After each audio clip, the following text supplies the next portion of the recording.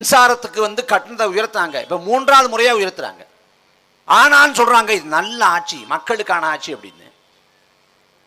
இதுவரை நாம் பார்த்த ஆட்சியிலே மோசமான நிலைமையில சட்ட ஒழுங்கு இருக்கு. அதிமுக ஆட்சியில சட்ட ஒழுங்கு சிறப்பாக இருந்துச்சு நம்ம சொல்ல வரல. அது ஒரு மோசமான ஆட்சி தான், கொடுங்கோல் ஆட்சி தான். ஆனால் திமுகவின் ஆட்சியில் கண் விழிக்கிற போதே ஒவ்வொரு நாளும் கொலை செய்தியோடு, படுகொலை செய்தியோடு, சாதி ஆணவ கொலை குறித்தான செய்தியோடு தான் நாள் தொடங்கிறது. இன்றைய தினம் படிக்கிற போது 4 கொலை. அதிமுக காரர் கொலை செய்யப்படுறாரு, பாமக காரர் கொலை செய்யப்படுறாரு, காங்கிரஸ்காரர் கொலை செய்யப்படுறாரு. தமிழ்நாட்டில் 4 மண்டலங்கள் இருக்குன்னா 4 மண்டலத்திலையும் கொலை. அந்த லட்சணத்தை தமிழ்நாட்டோட காவல்துறை, உளவுத்துறை இருக்கிறது. இந்த ஆட்சி நிர்வாகத்தை எவ்வாறு புரிந்து கொள்வது? 2021 ஐயா ஸ்டாலின் முழக்கத்தை முன்வைத்தார். ஸ்டாலின் தான் வராரு, விடியல் தர போறாருன்னாரு. அந்த விடியல் கிடைக்கப்பட்டிருக்கிறதா? இந்த ஆட்சியும் அதிகாரமும் யாருக்கானதாக இருக்கிறது? மக்கள் நிம்மதியா உறங்க முடியுதா? தமிழ்நாடு முழுக்க கடைக்கோடி கிராமம் வரை எல்லா நகரங்களிலும் இன்னைக்கு கஞ்சா விநியோகம் அமோகமா இருக்கு. இன்னைக்கு செய்தியை பார்க்கிறோம், 17 வயது மாணவன் கஞ்சாவை பயன்படுத்தி விட்டு அவன் கையில கத்தியோடு இருக்கான் அப்படின்னு. இந்த சமூகம் எதனை நோக்கி போய் கொண்டிருக்கிறது? ஒரு பக்கம் மது 24 மணி நேரம் மதுபான கடையிலிருந்து கள்ளத்தனமாக கூட விற்கப்படுது. மறுபுறம் கள்ளச்சாராயம், இப்போதான் 66 உயிர்களை பறி கொடுத்தோம். இன்னொரு பக்கம் கஞ்சா, அபின், போதை பொருள், போதை வஸ்து, மெத்து, போதை ஊசி, போதை சாக்லேட்னு பல்வேறு வடிவங்கள் இருக்குது. ஒரு சரியான நிர்வாகம் இருந்துச்சுன்னா அதிகார வலிமையை கொண்டு எல்லாத்தையும் கட்டுப்பிடிச்சிருக்க முடியும். ஆனால் நாட்டை ஆள தெரியாதவங்கிட்ட கொடுத்துருக்கணும். நாம 2000 தொடக்கத்தில் 2003, 2004 இந்த காலகட்டத்தில் கள்ளச்சாராய மரணங்கள், கள்ளச்சாராயத்தை குடிச்சிட்டு கண் போச்சு, உடல் உறுப்புகள் பாதிப்படைந்தது, உயிரிழப்புங்கிற செய்தியை கேள்விப்பட்டோம். இது 2000 தொடக்கத்தில் 2003, 2004 இந்த காலகட்டத்தில். அதுக்கு பிறகு எங்கேயுமே கள்ளச்சாராய மரணம் குறித்தான செய்தி நம்ம படிக்கல. ஆனால் திமுக ஆட்சிக்கு வந்த பிறகு 2023ஆம் ஆண்டு, போன ஆண்டு 23 பேர் செத்து போகிறான். மரக்காணா, செங்கல்பட்டு இந்த பகுதியில் 23 பேர் கள்ளச்சாராயம் குடிச்சு. அன்னைக்கு ஐயா ஸ்டாலின் சொல்றாங்க இரும்புக்காரங்க கொண்டு ஒடுக்குவோம், அதிகாரிகள் மீது நடவடிக்கை எடுப்போம், கள்ளச்சாராயம் இனிமேல் எங்கேயுமே இல்லாத அளவுக்கு ஒழிச்சு காட்டுவோம், எங்களை நம்புங்க அப்படின்னாங்க. 23 பேர் செத்து போயிட்டாங்க. அதுக்கு பிறகு ஐயா ஸ்டாலின் சொல்றாங்க சரி பண்ணுவோம் அப்படின்னு. கடைசியாக இந்த ஆண்டு பார்த்தா 66 பேர் செத்து போயிருக்காங்க. இந்த 66 பேர் சாவுக்கு தார்மீக பொறுப்பேற்க வேண்டியவர் தமிழ்நாட்டின் முதலமைச்சர் ஐயா ஸ்டாலின். ஏன்னா நிர்வாகம் ஒழுங்கா இருந்திருந்தா கட்டாயம் 66 பேர் செத்து போயிருக்க மாட்டேன். நீங்க ஒரு வீதி இருக்கு, மக்கள் புழங்கக்கூடிய வீதினா, இந்த வீதியில ஒரு தள்ளுவண்டி கடை, ஒரு பானிபூரி கடை, இல்லை ஒரு கோழி இறைச்சி கடை அப்படி போனோம்னா கூட காவல்துறை ஒப்புதல் தேவை, காவல்துறை அனுமதி தேவை. அது மட்டும் இல்லாது காவல்துறைக்கு கப்பம் கட்டணும். நாள் கணக்கிலையோ, வார கணக்கிலையோ, மாத கணக்கிலையோ மாமூல் கொடுக்கணும். கொடுத்தாதான் கடை நடத்த முடியும். இது சாதாரண ஒரு கடைக்கே இதுதான் நிலைமை. ஆனால் கள்ளச்சாரங்கிறப்ப அரசுக்கு தெரியாது, அதிகாரிகளுக்கு தெரியாது, காவல்துறையினருக்கு தெரியாது, ஒருபோதும் அவன் நடத்த முடியாது, வாய்ப்பே இல்லை. அந்த கள்ளக்குறிச்சியில் கள்ளச்சாரம் எங்க வித்தானோ அந்த இடத்துல இருந்து 200 மீட்டருக்குள்ள நீதிமன்ற வளாகம் இருக்கு, காவல்துறை காவல் நிலையம் இருக்கிறது. 200 மீட்டர்ல காவல் நிலையம் இருக்கு, நீதிமன்ற வளாகம் இருக்குன்னா அந்த காவல்துறை அதிகாரிகளுக்கு தெரியாதா கள்ளச்சாரம் விற்கப்படுதுன்னு? ஏன்னா கண்டுக்காமல் விட்டான், காசை வாங்கிட்டு கண்டுக்காமல் விட்டான். அந்த கண்ணுக்குட்டிங்கிற தான் முதன்மை குற்றவாளி. அவன் என்னமோ ராத்திரி போய் பொருட்களை வாங்கி கொண்டாந்து விடிய காலம் காய்ச்சி காலையில் எல்லாரும் கொடுத்து சாயங்காலம் செத்து போனது போல பேசுறேன். பல மாதங்கள் தொடர்ச்சியாக இந்த வேலை நடைபெற்று கொண்டிருக்கிறது. ஆனா அரசு கண்டுகொள்ளல, காசை வாங்கிட்டு விட்டுட்டான் அத்தனை பேர். ஒருத்தன் இறந்து போறான், முதல்ல சுரேஷ்னு ஒருத்தன் இறந்து போறான். இறந்து போன பிறகு அடுத்து 2 சாவு, முதல் நாள் 3 சாவு நிகழுது. அந்த 3 சாவு வரை அரசு என்ன சொல்லி மூடி மறைக்குதுன்னா இது வாந்தி வலிப்பு, அதனால இறந்து போயிட்டாங்க, அவங்களுக்கு உடல் உபாதை, உடல்ல சிக்கல், அதனால இறந்து போயிட்டாங்க அப்படின்னு சொல்லி மூடி மறைக்குது. முதல்ல சுரேஷ் ஒருத்தர் இறந்து போனப்ப குறைந்தபட்சமாக மக்களுக்கு விழிப்புணர்வு ஊட்டி யாராவது சாராயம் குடிச்சிருந்தா வந்து மருத்துவமனைக்கு வந்துருங்க, உயிருக்கு ஆபத்து இருக்கு, யாரும் அதை குளிச்சிடாதீங்க அப்படின்னு அரசு விழிப்புணர்வை ஊட்டியிருந்து காவல்துறையும் உளவுத்துறையும் ஒழுங்கா செயல்பட்டு இருந்தா 40 உயிர்களை காப்பாற்றி இருக்க முடியும். ஆனா 3 பேர் சாவ கள்ளச்சார மரணம் இல்லைன்னு சொல்லி மூடி மறைப்பதற்காக கள்ளச்சாரத்தில் ஒண்ணுமே பிரச்சனை இல்லைன்னா அந்த சுரேஷ் இறந்து போனவன் இறுதி சடங்குக்கு போறப்பவே எல்லாரும் பாக்கெட் சாராயத்தை வாங்கி குடிச்சிருக்கான். பாக்கெட் சாராயத்தை வாங்கி குடிக்கிறப்ப அங்கிருந்த உளவுத்துறை அங்கிருந்த காவல்துறை என்ன செய்து கொண்டிருந்தது? அப்படி தொடர்ச்சியாக அக்கறையற்று அலட்சியமாக இருந்ததன் விளைவாக 66 பேர் செத்து போயிட்டான். 66 பேர் செத்து போன பிறகு இப்ப அரசு சொல்லுது இரும்புக்கரம் கொண்டு ஒடுக்குவோம். யாரை ஒடுக்குவ? நீ யாரை ஒடுக்குவ? 66 சாவுக்கு 66 பேரோட சாவுக்கு யார் பொறுப்பேற்பது? 10 லட்சம் ரூபாய் காசை தரணும், கொடுத்துட்டா உயிர் திரும்ப வந்துருமா? அந்த உயிரிழப்பை ஈடுகட்ட முடியுமா? எங்கெங்க நடக்குதெல்லாம் நவீன காலத்தில் வாழ்றாங்க. தொழில்நுட்பம் வளர்ந்துருச்சு, எல்லா பக்கமும் சிசிடிவி கேமரா இருக்குது, நொடி பொழுது எல்லாத்தையும் கண்டறிய முடியுங்கிற வாய்ப்பு இருக்கு. இந்த காலகட்டத்தில் 3 மாதம் 4 மாதம்னு தொடர்ச்சியா கள்ளச்சாராயம் வித்துட்டு ஒருத்தன் இருந்திருக்கான். அதை உளவுத்துறையும் காவல்துறையும் கண்டுகொள்ளாம இருக்குன்னா இந்த நிர்வாகத்தை என்னவென்று சொல்வது? எவ்வளவு மோசமான கேலி குத்தான நிர்வாகம். தமிழ்நாடு முழுக்க கஞ்சா புழங்குதே. போன அதிமுகவின் ஆட்சி காலத்திலே ஐயா ஸ்டாலின் சட்டசபைக்கு போனார். எப்படி போனார்? குட்காவோடு போனார். விஜயபாஸ்கரும் காவல்துறை அதிகாரி ராஜேந்திரன் சேர்ந்து கொண்டு குட்காவுக்கு வந்து முறைகேடாக காசை வாங்கிட்டு அனுமதி கொடுத்துட்டாங்க. அதனாலதான் தமிழ்நாடு முழுக்க குட்கா விநியோகம் நடக்குதுன்னு.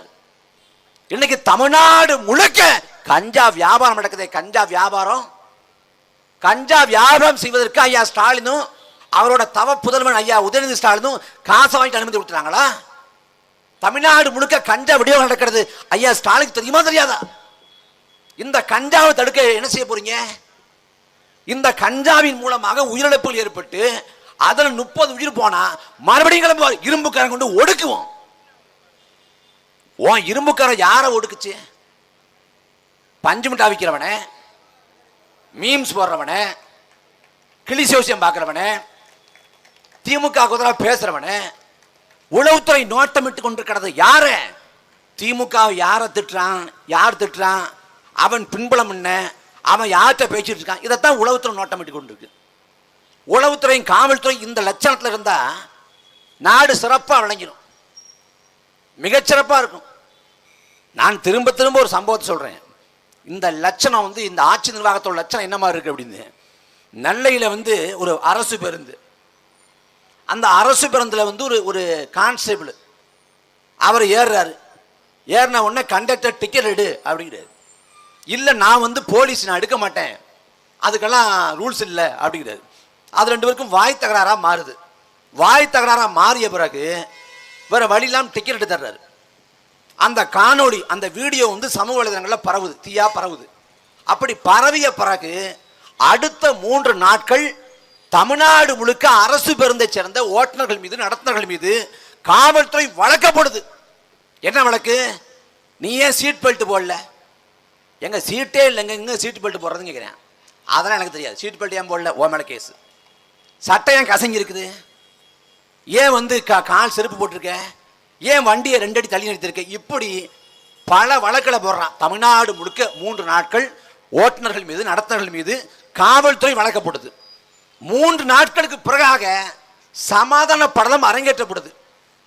என்ன பண்றாங்க? சம்பந்தப்பட்ட அந்த கான்ஸ்டபிளையும் சம்பந்தப்பட்ட அந்த கண்டக்டரையும் கூப்பிட்டு 2 பேரையும் ஒண்ணா நிற்க வச்சு கண்கள் பணிக்க செய்து இதயம் இணைக்க செஞ்சு காதல் கசிந்து ஓட விட்டு 2 பேரையும் கட்டிப்பிடிக்க விட்டு தேநீரை கொடுத்து 2 பேரும் குடிச்சிட்டு சமாதானம் ஆகிக்கிங்கன்னு அவங்க கட்டிப்பிடிச்சு சமாதானம் ஆகிக்கிறாங்க. ஆன பிறகு இந்த வழக்குகள்லாம் திரும்ப பெறப்படுது. இது உண்மையிலேயே அந்த ஆட்சி நிர்வாகம் நடக்குதா இல்லை நாடகதாவும் நடக்குதா? எங்கேயாவது இந்த கேள்வி குத்து நடக்குமா? மத்திய அரசின் கட்டுப்பாட்டில் ஒரு துறை இருக்கு, மாநில அரசின் கட்டுப்பாட்டில் இன்னொரு துறை இருக்குன்னா இந்த துறைக்கு இடையே மோதல் வரும், புரிஞ்சுக்கலாம். ஆனா இங்க காவல்துறையும் தமிழ்நாடு அரசின் கட்டுப்பாட்டில் இருக்கு, போக்குவரத்து துறையும் தமிழ்நாடு அரசின் கட்டுப்பாட்டில் இருக்கு. ஒரே அரசின் கீழ் இருக்கக்கூடிய 2 துறைகள் அற்பத்தனமான காரணங்களுக்காக மோதிக்கொள்கிறது. அப்படி மோதிக்கொள்கிற போது இரும்பு கரம் கொண்டிருக்கிற இரும்பு கை மாயாவி ஐயா ஸ்டாலின் அவர்கள் என்ன பண்ணிட்டு இருக்காரு? ஏன்பா தேவையில்லாம வளர்க்க போறீங்க, தேவையில்லாம ஏன் சலசலப்பை ஏற்படுத்துறீங்க, ஏன் இங்க தேவையில்லாத குழப்பத்தை ஏற்படுத்துறீங்கன்னு இரும்பு கை மாயாவி ஐயா ஸ்டாலின் அவர்கள் ஒரு வார்த்தை பேச்சிருந்தாலே விளைச்சிக்கல வந்திருக்காது. அவருக்கு என்ன நடக்குதுன்னு தெரியலங்க. ஒரே ஒருத்தன் பரமக்குடிலையும் கிளம்பி போய் இந்த பக்கம் மேற்கு வங்காளத்தில் 2 கப்பு வாங்குறான், கோப்பம் வாங்குறான். இந்த வடிவேல் நகைச்சுவரும்ல, வடிவேல் நகைச்சுவை பாத்திர நாச்சியப்பன் பாத்திர கடையில் எழுதுவார்ல, அந்த மாதிரி வாங்கிட்டு வந்து நான் உலக கோப்பையில் பங்கேற்று நான் உலக கோப்பை வென்றுட்டேன்னு சொல்லிட்டு ஐயா ஸ்டாலின் படம் எடுத்துட்டு போயிட்டேன். காவல்துறை உளவுத்துறை இன்னப்புற துறைகள் எல்லார் கண்ணையும் மண்ணை அள்ளி தூவிட்டு முதலமைச்சரை ஏமாத்திட்டு போயிட்டாங்க ஒருத்தன். அதுவும் அப்பா கிட்ட ஒரு கோப்பையை காட்டுறேன், மகன் ஒரு கோப்பையை காட்டுறேன். ஒரே உலக கோப்பை தான், இந்த கோப்பை வர அந்த கோப்பை வர 2 பேரும் போஸ். இந்த லட்சணத்தில் நிர்வாகம் இருக்குது. ஒருத்தர் தலைமைச் செயலகத்துக்கு வந்து முதலமைச்சரை ஏமாத்திட்டு போறேன், ஏன்னா அவருக்கு தெரியல. இந்த லட்சணத்தை நிர்வாகம் இருந்தா தமிழ்நாடு சந்தி சிரிக்காம என்ன நடக்கும்? அதிமுக ஆட்சி கொடுமையான ஆட்சி.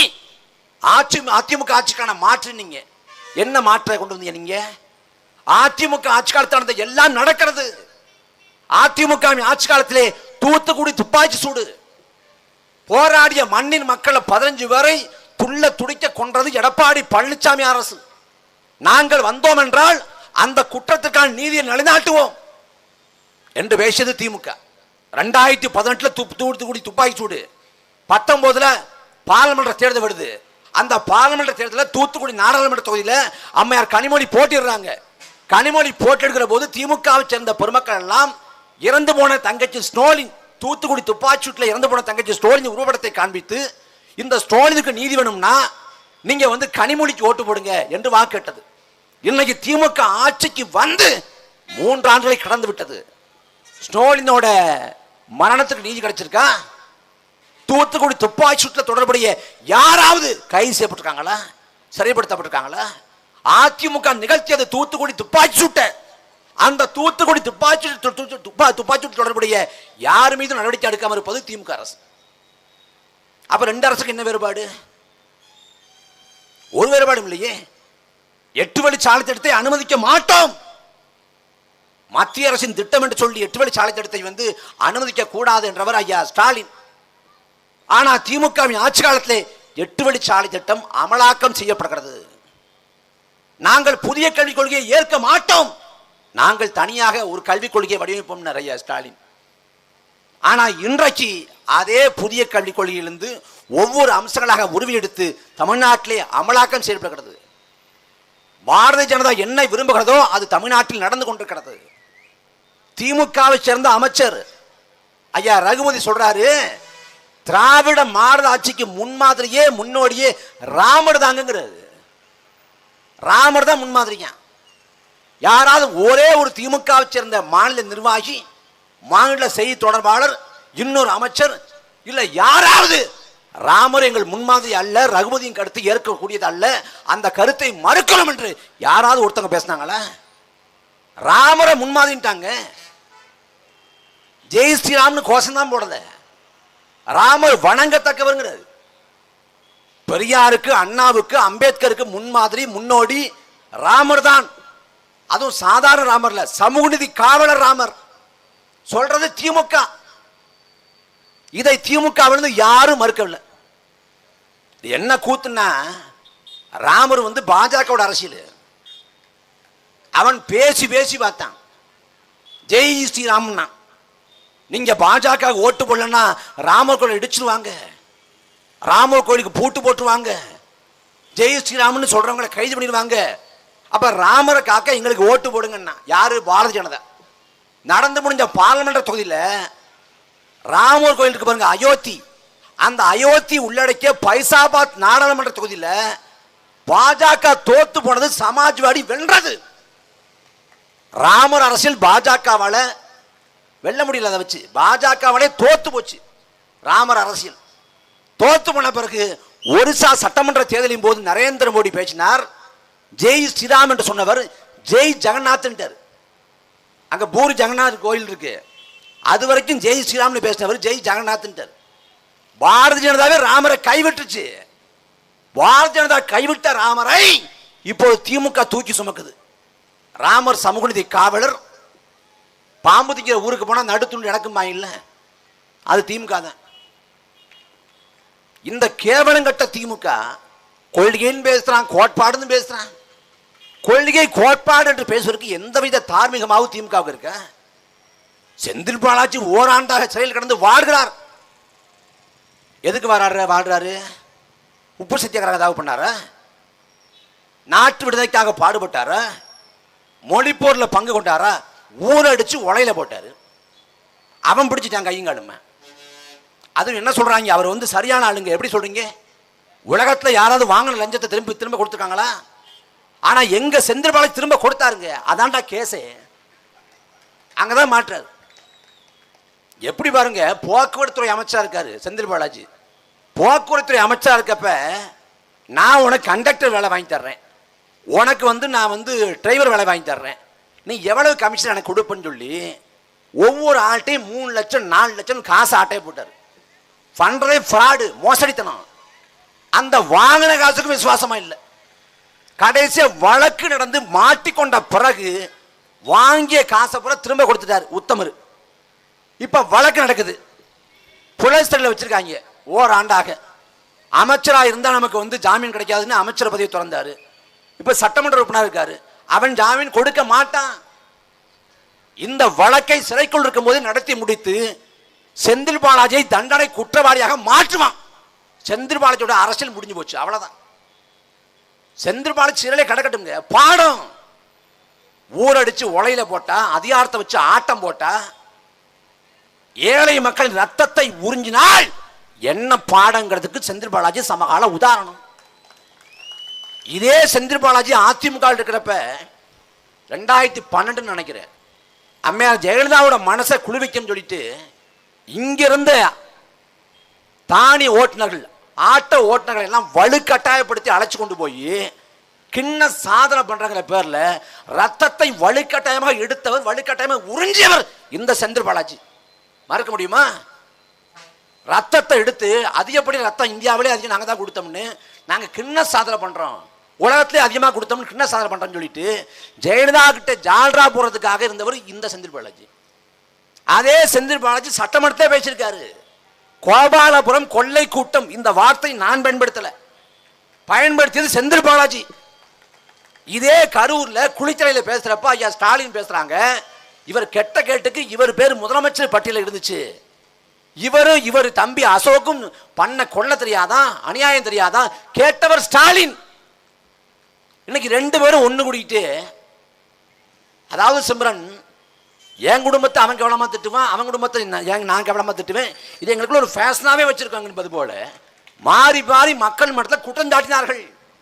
செந்தில் பாலாஜியை ஊழல்வாதி என்று முதலில் சொன்னது திமுக, மறைந்த ஐயா கருணாநிதி. அவர் தான் குற்றஞ்சாட்டு சுமத்தினாரு.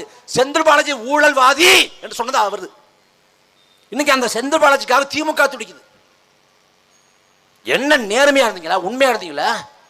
ஈரோடு கிழக்குல இடைத்தேர்தல் வருது, இடைத்தேர்தல் எவ்வளவு அநியாயம் பண்ணீங்க, எவ்வளவு அக்கிரமம் பண்ணீங்க.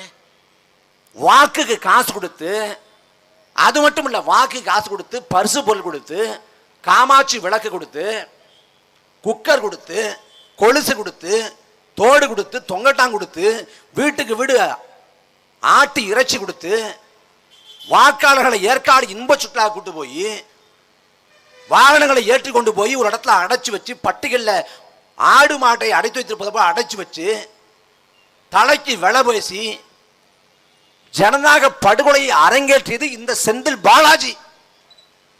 மறக்க முடியுமா? எல்லா கொடுமையும் திமுக தாங்க பண்ணுச்சு. என்னங்க திமுக பண்ண போகுது? எதுக்காக இந்த கட்சியில இனிமே இருக்கணும்? கொள்கை இருக்கா, கோட்பாடு இருக்கா, நோக்கம் இருக்கா, அக்கறை இருக்கா? ஒரு கர்மாந்திரம் இல்லை. கருணாநிதி ஆண்டாரு, ஸ்டாலின் ஆண்டு கொண்டிருக்கார் ஐயா. அடுத்தது உதயநிதி அடுத்த மாசம் துணை முதலமைச்சராக மாறிடுவார். அவர் காலத்துக்கு பிறகு இன்பநிதியும் வந்துடுவார். நாம காலங்காலமா ஒரே குடும்பத்துக்கு ஓட்ட போட்டு நாசமத்து போகணுமா, நடுத்தர உட்காரணுமா? என்ன கொள்கை இருக்கு, என்ன கோட்பாடு இருக்கு? பார்லிமெண்ட் தேர்தல் நடக்குது இந்த 2024. அந்த தேர்தலுக்கு முன்பாக நெருக்கத்தில் வந்து ஒரு கூட்டம் போடுறாங்க, மாநாடு போடுறாங்க திமுக சார்பா. மாநாடு பேர் வந்து மாநில சுயாட்சி மாநாடு சேலத்தில் நடக்குது. மாநாட்டில் வந்து திமுகவின் தலைவர் பெருமக்கள் மேடையில் உரையாற்றி கொண்டிருக்காங்க. அந்த மாநாட்டு மேடை கூட்டத்தை காமிக்கிறேன். காமிக்கிற ஒரு இடத்துல பார்த்தா நாற்காலியில் உட்காராம தலையில் உட்காந்துருக்கான் ஒரு ஒரு 10 பேர். அது ரவுண்டமாக வட்டமாக உட்காந்துருக்கேன். என்னடா வட்டமாக உட்காந்து என்னடா பண்ணுறேன் அப்படின்னு பார்த்தா சீட்டாட்டம் போட்டுக்கிட்டு இருக்கேன். கட்சி மாநாட்டில் நாங்கள் மாநில சுயாட்சியை மீட்பு என்ன மாப்பிள்ள ஜோக்கரே வரமாட்டேங்குது. எல்லா ஜோக்கரும் மேலே வந்துருக்கு மாப்பிள்ள, வராது மாப்பிள்ள. உலகத்தில் எத்தனையோ கட்சிகள் எத்தனையோ மாநாடுகளை பொதுக்கூட்டங்களை போட்டிருக்கு. யாராவது சொல்லுங்க, ஒரு கட்சி மாநாட்டில் சீட்டாட்டம் போட்ட வரலாறு எங்கேயாவது உண்டா? சண்டை கூட போட்டுக்காங்க, சீட்டாட்டம் போட்டுக்கான அவனாது. எனக்கு சீட்டாட்டம் போட்டதான் வியப்பே இல்லை. இந்த மாநாட்டுக்கு போனா சீட்டாட்டம் போடலாம்னு சீட்டு கட்ட ஞாபகம் ஒருத்தன் வாங்கிக்கிட்டு கொண்டு போயிருக்கான் பாருங்க.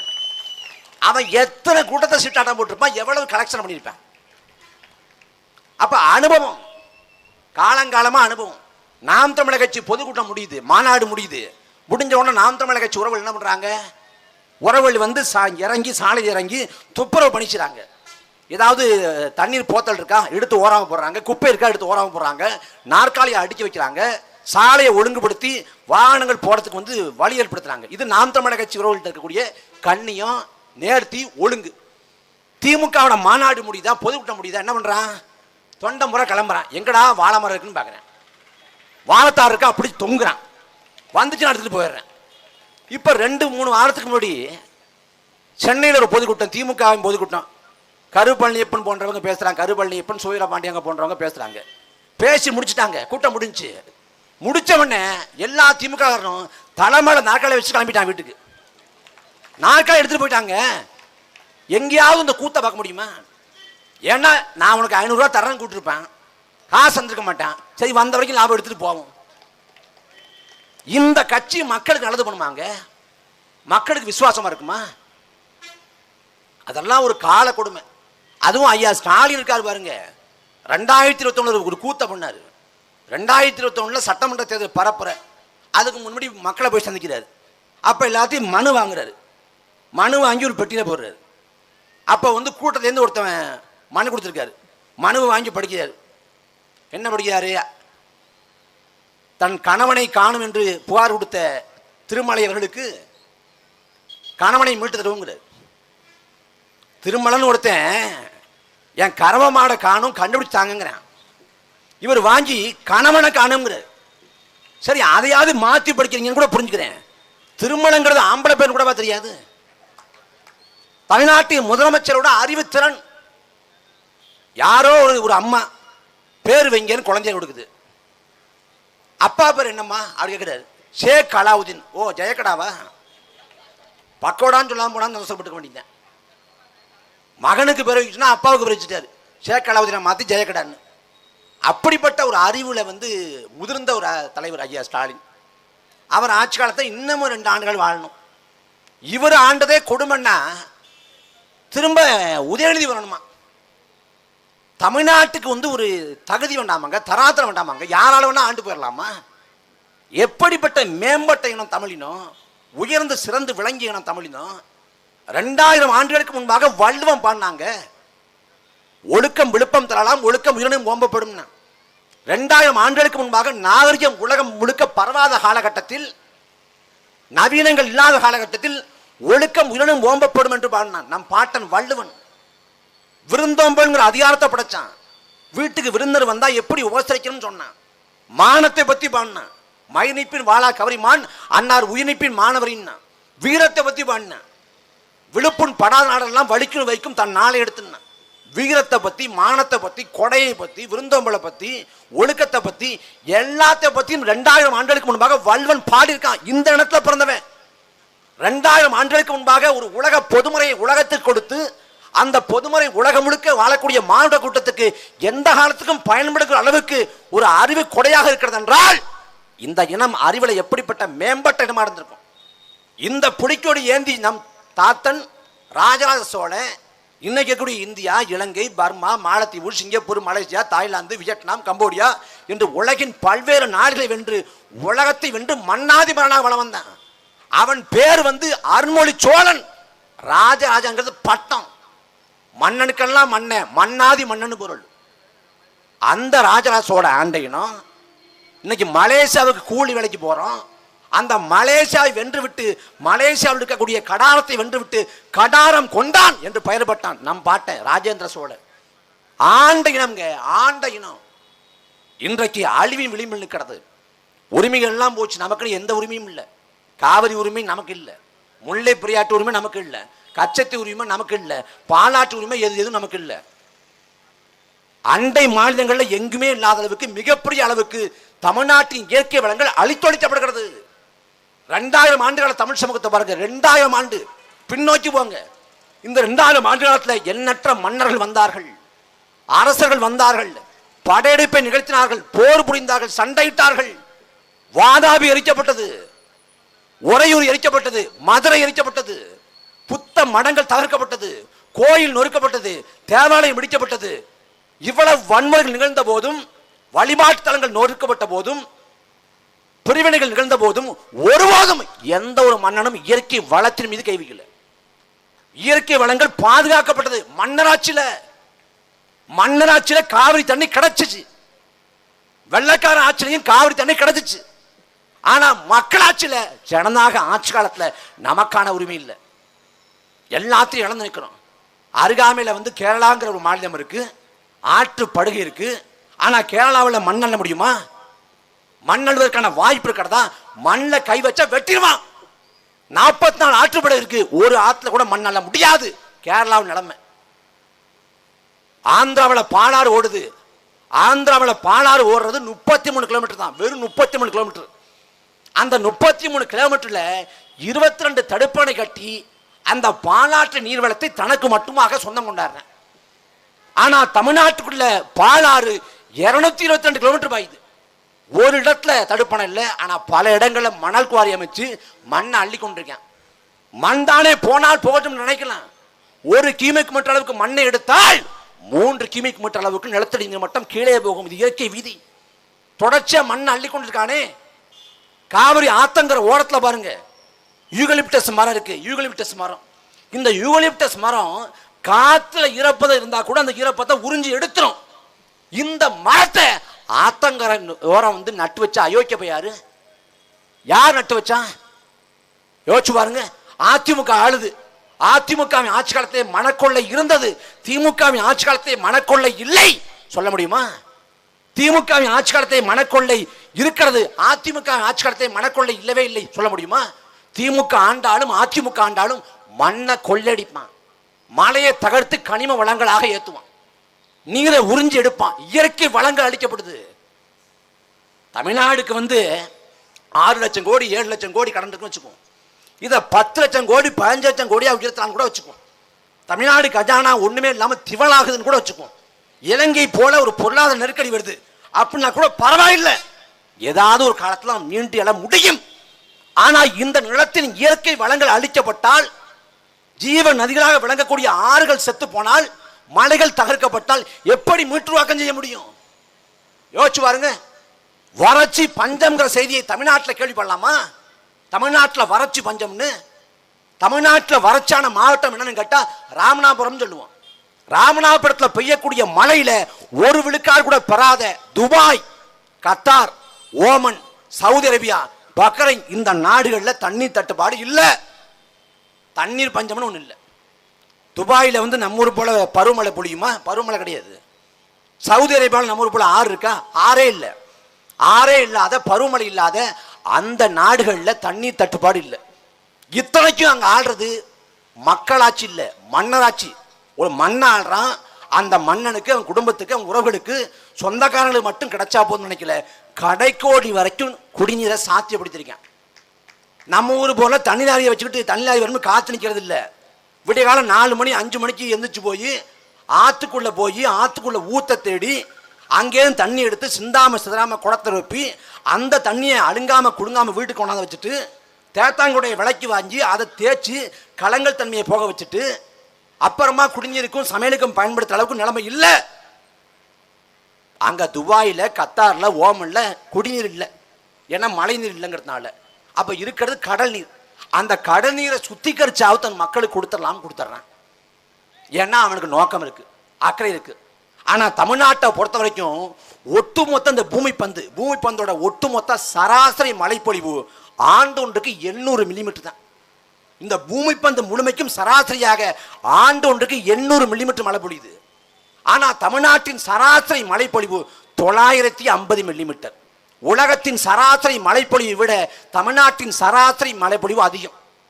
அந்த மழைநீரை ஏரிகள், குளங்கள், குட்டைகள், கண்மாய்கள், வாய்க்கால்கள் தாங்கள் என்று வெட்டி சேமிச்சிருந்தாலே முப்போகம் விவசாயம் செய்ய முடியும். கோடை காலத்தின் தண்ணீர் தட்டுப்பாடு இல்லாது நம்ம இருக்க முடியும். அதை மன்னன் செஞ்சான். சேர சோழ பாண்டிய மன்னர்கள் செஞ்சான். சோழ மன்னர்கள் என்ன பண்றான்? காவிரியை கொண்டான்னா வான் பொய்ப்பினும் தான் பொய்யா காவிரின்னா. பாண்டிய மன்னன் வைகையை கொண்டான்னா வைகை எங்கள் பொய்யா குலக்கொடின்னா. அவன் காவிரியும் வைகையும் கொண்டான்னா. பாரதி பாடுறான், பிற்காலத்தில் காவிரி தென்பண்ணை பாலாறு தமிழ் கண்டதோர் வையை புறநதி என மேவியாறு பல ஓட திருமணி செழித்த தமிழ்நாடுன்னா. மன்னனுக்கு பூகோள அரசியல்லாம் தெரியாது, அவன் அதெல்லாம் படிக்கல, ஆனால் சாத்தியப்படுத்தானே. ஆனால் ஐஏஎஸ், ஐபிஎஸ் இத்தனை அதிகாரிகள், நீர்வளத்துறை அமைச்சகம், பொதுப்பணித்துறை அமைச்சகம் இத்தனையும் கொண்டிருக்கிற திமுக அதிமுக அரசுகள் நீர் மேலாண்மைன்னு ஒன்று இருக்காங்க. ஏரிகளை, குளங்களை, குட்டைகளை பராமரிக்கணும். ஆற்றுல மண்ணை கொள்ளையடிக்க கூடாது. அது இயற்கையில மிகப்பெரிய பாதகத்தை ஏற்படுத்தும், நிலத்தடி நீர்மட்டத்தை வீழ்ச்சி அடைய செய்யும்னு அக்கறை இருக்கா? எப்படி இந்த திமுகவுக்கும் அதிமுக ஓட்ட போறீங்க? எப்படி ஓட்ட போறீங்க? அதிமுக பண்ணதை திமுக பண்றேன், திமுக பண்ணதை அதிமுக பண்றேன். சாதனை என்ன? 1000 ரூபாய் மகளிர் உரிமை தொகை கொடுத்தோம். 1000 ரூபாய் கொடுப்பேன், உனக்கு 5000 ரூபாய்க்கு செலவு வைப்பான். மின்கட்டணத்தை உயர்த்தினானே, ஏன் உயர்த்தினா? ஐயா சொன்னது போல மின்கட்டண உயர்வு இல்லையா, மின்கட்டண திருத்தமா, மின் கட்டண திருத்தம். ஒரு பக்கம் மின்கட்டண உயர்வு, அடிப்படை 60 ஆண்டுகள திராவிட ஆட்சிங்க அடிப்படை சாலை வசதி கட்டு மக்கள் போராடுறேன், தண்ணீர் வசதி கட்டி மக்கள் போராடுறேன். பேருந்து நிலையம் ஒழுங்கா பராமரிச்சு வைடா, பேருந்து நிலையத்தில் கழிப்பறை வசதி இல்லை அப்படின்னு போராட வேண்டியிருக்கு. ஏன்னா பெண்ணியம்னு பேசுற நாங்க பெண்களுக்கான ஆட்சிங்கிற, பெண்கள் ஒதுங்குவதற்கு கழிப்பறை வசதி இருக்காடா? ஒரு ஆண்மகன் எங்க வேணாலும் ஒதுங்கிடுவான் இருட்டா இருந்தா, ஒரு பெண்மகள் எங்க போய் நிற்பான்? அந்த அடிப்படை கட்டமைப்பை கூட 60 ஆண்டுகள திராவிட ஆட்சி காலத்தை ஏற்படுத்தல. எதுவுமே இல்லைங்க. நாடாடுல சுடுகாடா இருக்கு, உன்னை நம்ப வைக்கிறான் நல்லாட்சி இருக்குங்க என்பது போல. நாங்க பாஜக வலிமையா எதுக்குறோம், கடுமையா எதுக்குறோம், கடுமையா அழுத்தம் கொடுத்துட்டு இருக்கோம். பாஜக தமிழ்நாட்டில் இல்லடா. அண்ணாமலையே லண்டன் கிளம்பிட்டாரு, ஒன்னும் கதைக்கு ஆகாதுன்னு போயிட்டார், லண்டன் கிளம்பி போறாரு. நீ பாஜக காட்டிக்கிட்டு இருக்க, பாஜக வந்துடும், பாஜக வரமாட்டான் எந்த காலத்தையும்.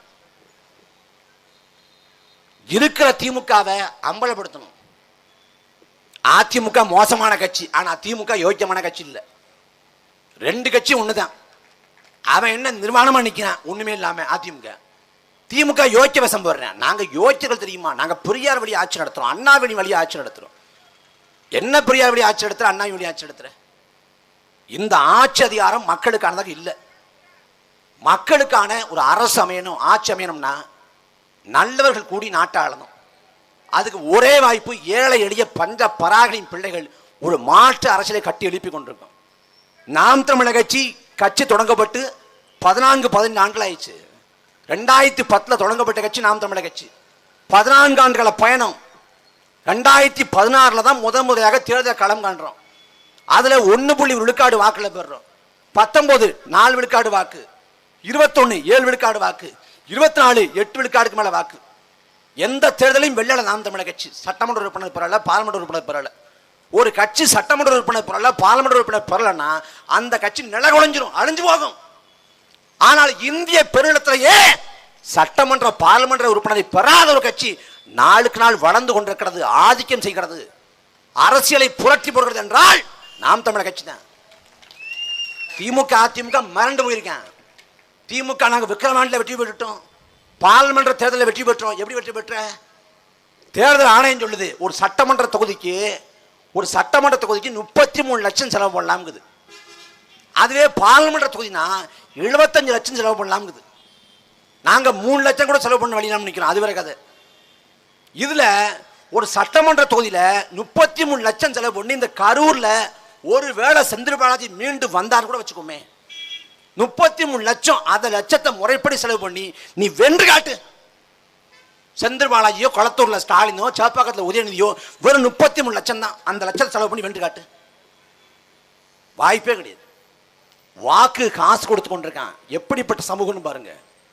நமக்கு காசு கொடுத்து அவன் சட்டமன்ற உறுப்பினராகி பாராளுமன்ற உறுப்பினராகி நமக்காக சேவை செய்வானா? நமக்காக தொண்டாற்றுவானா? நாம் கூப்பிட்ட கோளுக்கு ஓடோடி வருவானா? ஒருபோதும் வரமாட்டேன். அரசியல் என்பது வியாபாரமாக மாறி போனது. அரசியல் பிழைத்தாருக்கு அறமே கூற்றாக பாடப்பட்டது மன்னராட்சி காலத்தில். மன்னராட்சி காலத்தில் இருந்த நியாய உணர்வு நீதி உணர்வு கூட மக்களாட்சியில் இல்லை. யோசிச்சு பாருங்க. பாண்டிய மன்னன் தவறா நீதி சொல்லி கோவலனை கொன்னறான்.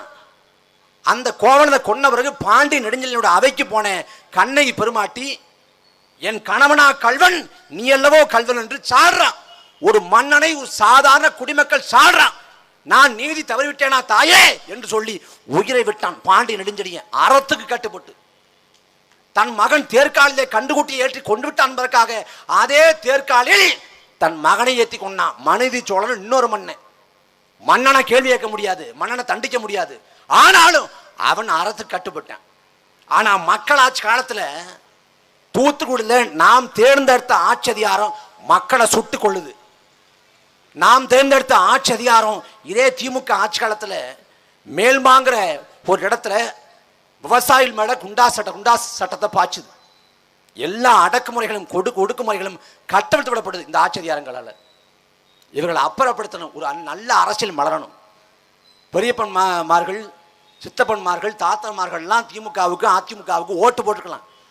உங்க மகன் காலத்தில் உங்க பேரன் காலத்தில் காமராசரை போல, கக்கன் போல, ஜீவானந்தம் போல, சிங்காரவேலர் போல ஒருத்தர் நாட்டை ஆளணும், நல்ல அரசியல் இருக்கணும்னா நாம் தமிழர் கட்சிக்கு ஓட்ட போடுங்க. நாம் தமிழர் கட்சி ஆதரிங்க. நீங்கள் திமுகவிலே அதிமுக இருந்தாலும் பரவாயில்ல, உங்க பேர பிள்ளைகளை எங்களை நோக்கி அனுப்புவீங்க. இல்ல மறுபடியும் திமுகவுக்கு தான் போடுவேன், இல்ல செந்தில் பாலாஜி வருவாரு அவருக்காகவே போடுவேன் அப்படின்னு போட்டீங்கன்னா எந்த பயனும் இல்லை. நீங்க போய் சிங்காரவேலருக்கு போய் நீங்க பூஜை பண்ணாலும் சரிதான், காரைக்கால் போய் சனீஸ்வர பகவானுக்கு போய் பூஜை போட்டாலும் சரிதான், எந்த பயனும் இல்லை. நாட்டை அயோக்கியர்கள்ட்ட கொடுத்துட்டு எந்த கோயிலில் போய் என்ன வேண்டுதல் செஞ்சு மொட்டை அடிச்சு பாத யாத்திரை போய் அங்க பிரதட்சணம் பண்ணி எந்த பயனும் இல்லை. வாக்கை மாற்றி செலுத்தாத வரை நாம் வாழ்வில் எந்த மாற்றம் வராது. வாழ்வை மாற்றக்கூடிய ஒரே மந்திரம் வாக்கு. நீ போராடி சுதந்திரம் பெற்றாய், எல்லாருக்கும் தெரியும். சுதந்திரத்தை மட்டும் போராடி பெறல, வாக்கு என்கிற மகத்தான உரிமையும் போராடித்தான் பெற்றாய். அந்த வாக்கின் மகத்துவத்தை உணரணும், மக்களாட்சியின் மாண்பை உணரணும். இந்த அநீதிக்குதாக அக்கிரமத்துக்குதாக தொடர்ச்சியாக போராடுவோம், தொடர்ச்சியாக களத்தில் நிற்போம். இங்க வந்து உழவு சந்தையில் பொருட்களை வாங்குறாங்க, 5 ரூபா 10 ரூபா கூட பேசினா உடனே பேரம் பேசுறது. ஆனா வந்து மின்கட்டணத்தை ஏற்றுவான், சொத்து வரியை ஏற்றுவான், வாய முடிட்டு இருக்குது. இது என்னவோ எங்க ஏதோ இங்க உட்கார்ந்துருக்க வீட்டில் மட்டும்தான் மின்கட்டணத்தை உயர்த்தினாங்களா? அங்க நிற்கிற ஆட்கள் வீட்டில் மின்கட்டணத்தை உயர்த்தலையா? செந்தில் பாலாஜி சொந்தக்காரங்க குறைச்சு போட்டாங்களா? மக்கள் பிரச்சனைக்கு என்னைக்கு மக்கள் எல்லாரும் ஒன்று திரண்டு போராடுறோமோ அன்னைக்கு தான் தீர்வு கிடைக்கும். இந்த மின்கட்டண உயர்வுனா அது இந்த கட்சி பிரச்சனை, இந்த கட்சி பார்த்துக்கும், அந்த தலைவர் பார்த்துக்குவான்னு நினைக்கக்கூடாது. என்றைக்கு கட்சி மாறுபாடுகளை கடந்து அரசியல் வேறுபாடுகளை கடந்து ஒட்டுமொத்த மக்களும் போராடுகிறார்களோ அன்றைக்கு தான் தீர்வு கிடைக்கும், நீதி கிடைக்கும். ஜல்லிக்கட்டு நடப்பது சாத்தியமே இல்லைன்னா, சட்டப்பூர்வமாக அதுக்கான வாய்ப்பே இல்லைன்னா, தமிழ்நாடு முழுக்க லட்சக்கணக்கான மாணவர்கள் இளைஞர்கள் போராடினா வட மாவட்டத்தில் ஜல்லிக்கட்டு நடக்காது, கடலூர்ல ஜல்லிக்கட்டு நடக்காது, நடந்து ஜல்லிக்கட்டு வட மாவட்டத்தில் போராடினா ஒட்டுமொத்த நாட்டு பிரச்சனை என்று போராடிய போது அதற்கான தீர்வு கிடைத்தது. பஞ்சாப்ல வந்து வேளாண் சட்ட திட்டத்துக்கு எதிராக போராடுறான், வேளாண் சட்டங்களுக்கு எதிராக தொடர்ச்சியான போராட்டம், ஓராண்டு போராட்டம். மத்தியில் ஆளக்கூடிய பாஜக அரசு அடிபணிந்தது. அரசை அடிபணிய செய்யக்கூடிய ஆற்றல் மக்களுக்கு மட்டும்தான் உண்டு, அதுக்கு போராடணும். காவிரிக்காக 30 ஆண்டா நாம் போராடுறோம். எங்க போராடுறோம் காவிரிக்காக? தஞ்சாவூர்ல, திருவாரூர்ல, நாகப்பட்டினத்தில். இதை தாண்டி போராட்டம் நடக்காது. ஏன்னா காவிரி சிக்கலுங்கிறது இந்த தஞ்சாவூர், திருவாரூர், நாகப்பட்டினம்ங்கிற காவிரி டெல்டா மக்களின் பிரச்சனை நினைக்கிறேன். இங்க காவிரி டெல்டான்னா தஞ்சாவூர், திருவாரூர், நாகப்பட்டினம் என்பது போல கர்நாடகாவிலையும் காவிரி டெல்டா மாவட்டம் இருக்கு. காவிரி ஓடக்கூடிய காவிரி டெல்டா மாவட்டம் பெங்களூரு, சாமராட் நகர், மைசூரு, மாண்டியா, ஹாசன், இந்த மாவட்டங்கள் இருக்கு. இதுதான் காவிரி டெல்டா மாவட்டம். ஆனா அங்க காவிரி பிரச்சனைக்கு இந்த மாவட்டம் மட்டும்தான் போராட்டம் நடக்குமா? இல்லை, ஒட்டுமொத்த கர்நாடகா பற்றி எரியும். ஏன்னா ஒரு தேசியத்தின் பிரச்சனை அவன் நினைக்கிறான், நாம் நினைக்கிறது இல்லை. அதான் பிரச்சனை. அதனால அநீதிக்காக, அக்கிரமத்துக்காக உரத்து குரல் எழுப்போம், ஓங்கி குரல் எழுப்போம், போராடுவோம், சமரசமற்று களத்தில் நிற்போம். ஒரு நல்ல ஆட்சி மலர்வதற்கு, ஒரு நல்ல அரசியல் மலர்வதற்கு களத்தில் நிற்போம், துணை நிற்போம். உறுதியாக இந்த மண்ணுக்கு மக்களுக்குமான விடுதலை சாத்தியப்படுத்துவோம். நன்றி, வணக்கம்.